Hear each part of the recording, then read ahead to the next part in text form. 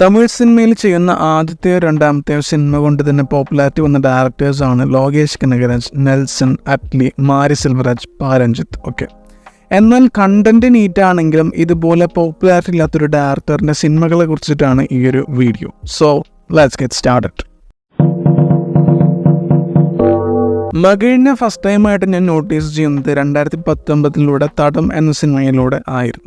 ഒരു പോയിന്റ് വരെ നോർമലായി പോകുന്നൊരു സിനിമ ആയതുകൊണ്ട് ഇതിലിനിപ്പോൾ വലുതായൊന്നും കാണില്ല എന്ന് കരുതുമ്പോൾ പെട്ടെന്ന് സിനിമയുടെ സ്വഭാവം തന്നെ ചേഞ്ച് ചെയ്യുന്നൊരു സിനിമയായിട്ടാണ് തടം മാറുന്നത്. ഒരു സ്ലോ ബേൺ ത്രില്ലർ എക്സിക്യൂട്ട് ചെയ്യുന്നത് കണ്ടിട്ടാണ് മകിഴിൻ്റെ കണ്ടന്റിനോടും അതെങ്ങനെ പ്രസൻറ്റ് ചെയ്യുന്നു എന്ന കാര്യത്തിൽ എനിക്ക് കൗതുകം വരാൻ തുടങ്ങിയത്. ഏജന്റ് സിനിമകൾ യൂണിവേഴ്സൽ ടോപ്പിക്കാണ്, അതെല്ലായിടത്തും എപ്പോഴും പയറ്റി പോകുന്നുണ്ട്. പക്ഷേ ഈ മകിഴ് തിരുമേനി ഫിലിം അതിൻ്റെ സ്റ്റോറി ടെല്ലിങ് വെച്ച് അത്യാവശ്യം ഡീസൻ്റായി പ്രസൻറ്റ് ചെയ്തു പോയിരുന്നു. ഒരൊറ്റ സബ്ജക്റ്റ് മെയിനായി നിർത്തിയിട്ട് എല്ലാ ക്യാരക്ടേഴ്സിനെയും അതിൽ ഇൻവോൾവ് ചെയ്യിപ്പിക്കുന്ന നെഗറ്റീവ് സ്ട്രക്ചറൊക്കെ നല്ല രസമായിരുന്നു. പക്ഷേ ഈ സിനിമ കണ്ടു കഴിഞ്ഞപ്പോൾ ഖൈദിയും വിക്രമൊക്കെ ഈ സിനിമയിൽ നിന്ന് ഉത്ഭവിച്ച ഫീൽ എനിക്കുണ്ടായിരുന്നു.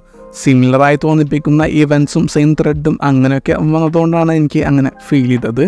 പക്ഷേ മീഗമൻ ഇറങ്ങിയ ടൈമിൽ ഒരു ബോക്സ് ഓഫീസ് ഫെയിലിയർ ആയിരുന്നു.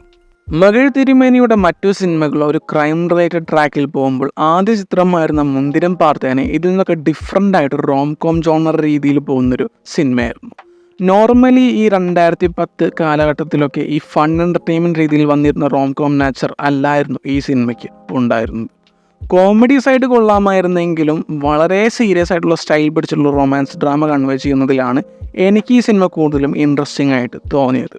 സിനിമയിൽ ഇടയ്ക്ക് ചില പ്രോബ്ലമാറ്റിക് ആയിട്ടുള്ള ഡയലോഗുകൾ വന്നപ്പോൾ ഒരു കല്ലുകടി തോന്നിയെങ്കിലും ഇതിനെയെല്ലാം ജസ്റ്റിഫൈ ചെയ്യുന്നൊരു ക്ലൈമാക്സ് വന്നപ്പോൾ അതുകൊണ്ട് ഈ സിനിമ വെച്ചിട്ട് ഞാൻ കൺവിൻസ്ഡ് ആയിരുന്നു.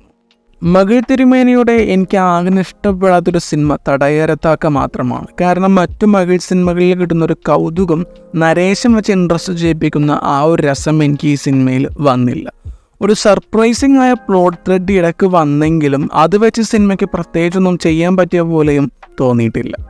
തുടക്കത്തിലെ നല്ല ഇൻട്രസ്റ്റിംഗ് ആണ് ഈ സിനിമ. ഒരുപക്ഷെ മീഗമൻ കാണുമ്പോൾ എനിക്ക് തോന്നിയ അതേ കൗതുകം എനിക്ക് ഈ സിനിമയിലും തോന്നിയിരുന്നു.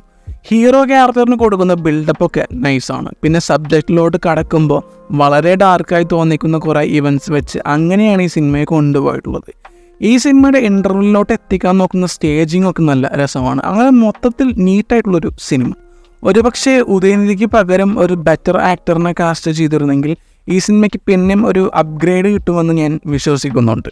മകിഴിൻ്റെ സിനിമകൾക്ക് അത്ര വലിയ പോപ്പുലാരിറ്റി ഇല്ലാത്തതിൻ്റെ റീസണായിട്ട് ഞാൻ കരുതുന്നത് അദ്ദേഹത്തിൻ്റെ സിനിമകളിലെ കാസ്റ്റിംഗ് ഡിസിഷൻ തന്നെയാണ്. അത്ര വലിയ സ്റ്റാർസിൻ്റെ കൂടെ ഇതുവരെ സിനിമകൾ ചെയ്തിട്ടില്ല. വന്നതിൽ പിന്നെയും ഒരു നോട്ടീസബിൾ ആയ നടൻ ആര്യയാണ്. പക്ഷേ ആ സിനിമ ഫ്ലോപ്പ് ആവുകയും ചെയ്തു. അജിത്ത് വരുമ്പോൾ ഈ ഒരു സിനാരിയോ മാറിക്കിട്ടും എന്നാണ് ഞാൻ കരുതുന്നത്. മകിഴ് തിരുമേനി സിനിമകളെ കുറിച്ചിട്ടുള്ള നിങ്ങളുടെ ഒപ്പീനിയൻ കമൻറ്റ് സെക്ഷനിൽ പറയുക. മറ്റൊരു വീഡിയോ ആയിട്ട് പിന്നെ വരാം. Bye guys.